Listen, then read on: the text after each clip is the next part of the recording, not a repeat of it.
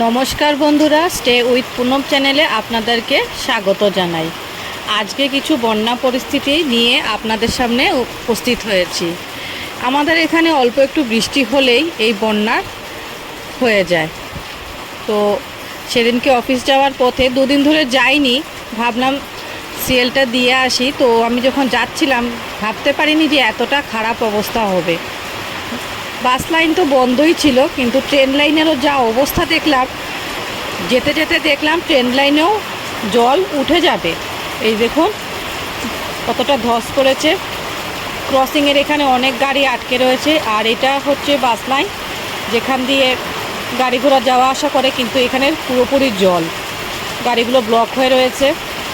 তো এখানে প্রায় এরকমই হয়ে থাকে, বর্ষা শুরু হতে না হতেই দুই একদিন লাগাতার বৃষ্টি দিলেই এই রকম অবস্থা হয়ে যায়। কতটুকু খারাপ অবস্থার মধ্যে দিয়ে আমরা থাকি সেটাই আপনাদেরকে তুলে ধরলাম। এই যে অবস্থা, এখানে বাস লাইন তো বন্ধ, সঙ্গে সবচেয়ে বড় কথা হচ্ছে আমরা যে এলাকাতে থাকি, যেটা বরাক ভ্যালি বলে, সেটা খুব তাড়াতাড়ি পুরোপুরি গুয়াহাটি বলুন বা যে কোনো স্টেটের সাথে যোগাযোগ বন্ধ হয়ে যায়, কারণ রাস্তাটা বন্ধ হয়ে যায়, ল্যান্ডস্লাইডিং হয়ে যায়। তো দুই একটা রাস্তা যেটা শিলং হয়ে আসে বা হাফলং হয়ে আসে, সেই রাস্তাগুলো পুরোপুরি বন্ধ হয়ে যায়, এমনকি ট্রেন লাইনটাও বন্ধ হয়ে যায়। আপনারা নিশ্চয়ই শুনেছেন হাফলংয়ের যে পরিস্থিতি 2 বছর আগেও হয়েছিল, এবারও সেম এই পরিস্থিতি। তো খুবই জনগণ অসুবিধার মধ্যে দিয়ে থাকে। এই যে বাড়িঘরগুলোর মধ্যে জল উঠে গেছে, আর রাস্তায় মানুষ যেখানে একটু উঁচু জায়গা পাচ্ছে সেখানেই থাকার আশ্রয় করে নিচ্ছে। তো শুধু তো মানুষের কষ্ট না, এই যে জীবজন্তুগুলো থাকে, মানুষরা যে গরু মহিষ ছাগল ইত্যাদি যে পশু পালন করে বাড়িতে, তাদের কিন্তু মারাত্মক ক্ষতি হয়, কারণ মানুষ তো যে কোনোভাবেই একটা সারভাইভ করে নিতে পারে। এই যে এই লোকগুলো দেখুন, মোটামুটি ঘরের আর কটা জিনিসই বা আনতে পেরেছে। তো খুবই খারাপ অবস্থা থাকে এই সময়টা।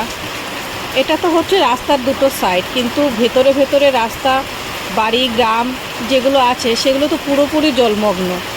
এই যে এই রাস্তাতে তো কতটা জল হয়ে গেছে, মানুষ হেঁটে হেঁটে আসছে।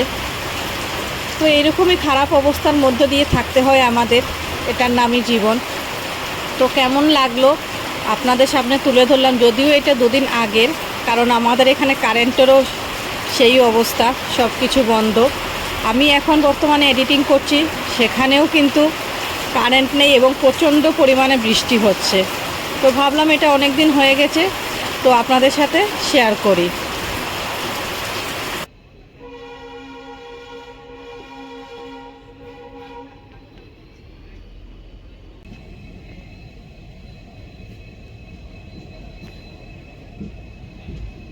এই যে নদীর জলগুলো কিভাবে ঢুকেছে দেখুন, আর কি স্রোত। এই গাড়িটা যাচ্ছে কত কষ্ট করে এবং খুবই রিস্ক নিয়ে এই সব গাড়িগুলো, যাও 2-1টা চলাচল করেছে, প্রচণ্ড হাই রিস্কে চলে, কারণ রাস্তাঘাট তো সব দিকে সমান না, রাস্তা খারাপও আছে, কারণ মাঝে মাঝেই গর্তগুলো থাকে, তো এখানে অ্যাক্সিডেন্টও হওয়ার খুব সম্ভাবনা থাকে। তবু কী করবে, মানুষ তো এখন বিপদে পড়েই বেরোয় না, কারণ আমাদের এখানে যেমন মেডিকেল কলেজটাও, সেটাও শিলচর কাছাড়ে পড়ে। তো এন্টায়ার যে বরাক ভ্যালি 3টা ডিস্ট্রিক্ট নিয়ে, করিমগঞ্জ, হাইলাকান্দি আর এই যে কাছাড় যেটা, তো সব কিছুর জন্য আমাদের কিন্তু কাছাড়েই যেতে হয়, মোটামুটি বেশিরভাগ ক্ষেত্রেই কাছাড়ে যেতে হয়। তো সেক্ষেত্রে সবচেয়ে বেশি অসুবিধা কাদের হচ্ছে, যারা এই যে পেশেন্ট নিয়ে যাওয়া আসা করছে, খুব এমার্জেন্সির মধ্যে যারা যাওয়া আসা করছে, তাদের কিন্তু প্রচণ্ডই কষ্ট হচ্ছে।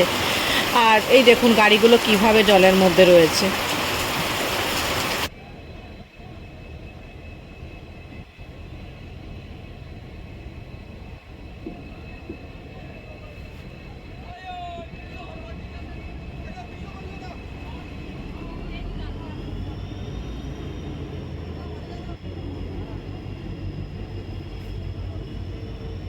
এই যে দেখুন কি স্রোত এই জলের মধ্যে, কিন্তু এগুলো কিন্তু নদী থেকে অনেকটাই দূরে, তবুও কিন্তু জলের মধ্যে প্রচণ্ড স্রোত।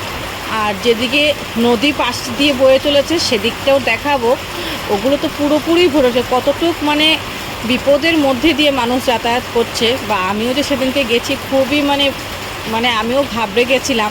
আমি তাড়াতাড়ি সেদিনকে হাফ সিএল নিয়ে চলে এসেছি এবং কদিন যাব না সেই রকম ছুটিও নিয়ে নিয়েছি, কিন্তু কি করতে হবে, যেতে তো হবেই অফিসে না।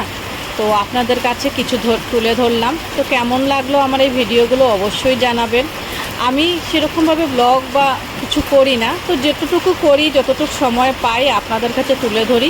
তো ভালো লাগলে অবশ্যই জানাবেন, কমেন্ট করবেন, শেয়ার করবেন।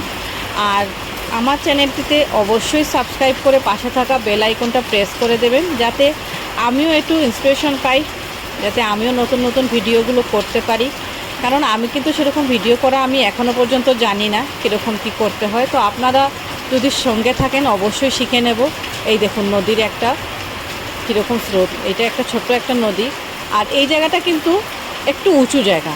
তো একটু উঁচু জায়গা বলতেই কিন্তু মানুষ দেখুন এই যে ঘর বাড়ি বানাচ্ছে, টেম্পোরারি ঘর বাড়ি যেটা আমরা তো অনেকে ডিসকভারিতে দেখি, কিন্তু এগুলো কিন্তু প্র্যাকটিক্যাল আমাদের চোখে দেখায়। ডিসকভারিতে অনেক সময় দেখায় যে লোকের জঙ্গলের মধ্যে গিয়ে ঘর বানাচ্ছে বা অনেক সময় অনেক কিছু দেখায়।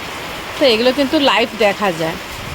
পুরো দিকে দেখুন জলে জল, এই যে ঘরগুলো বানাচ্ছে মানুষ কত কষ্ট করছে দেখুন, সত্যি মানে কি বলবো আর কি।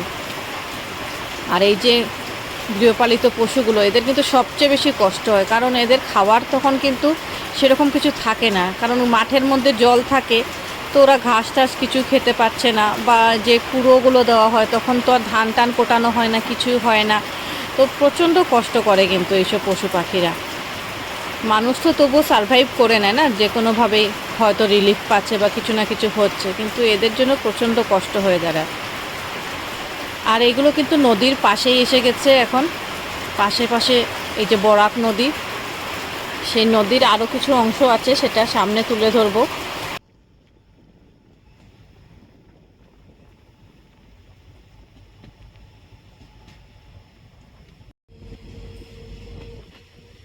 এই দেখুন বরাক নদীটা পুরোপুরি ভর্তি হয়ে রয়েছে জলে, দেখতে পাচ্ছেন পুরো উপরে চলে এসছে, মানে বিপদসীমার অনেকটাই উপরে জল রয়েছে। এক ধরনের ফ্লাড হয়ে গেছে, 2022-এ হয়েছিল, কিন্তু আবার 2024-এও ফ্লাডটা মোটামুটি সেরকম না হলেও প্রায় হয়ে গেছে। তো এখন পর্যন্ত এখানেই রাখছি, দেখা হবে নতুন কোনো ভিডিওতে। ভালো থাকবেন, সুস্থ থাকবেন।